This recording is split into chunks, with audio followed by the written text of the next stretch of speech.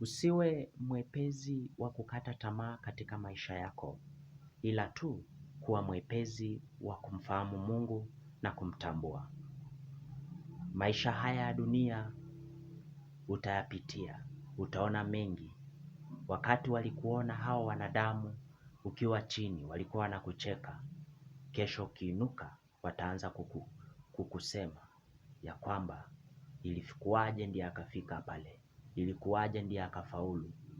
Nataka nikuambie, wanadamu wapo, si wote watakutakia mazuri, si wote watakuombea mazuri. Hata kama uko nayo, bado watakusema. Ukiwa masikini, bado watakuita masikini. Watakucheka na kukudharau. Ukiinuka, wataanza tena kukukejeli. Wanadamu hawakosi maneno ya kusema, ila tu chukua hatua ya imani kwa kutafakari neno la Mungu, kwa kulisoma na kuheshimu njia za Mungu na kukaa katika utakatifu. Utaona Mungu akikuinua na watazidi kushangaa, kwa sababu Mungu wetu ni Mungu wa kuinua, ni Mungu wa kubariki.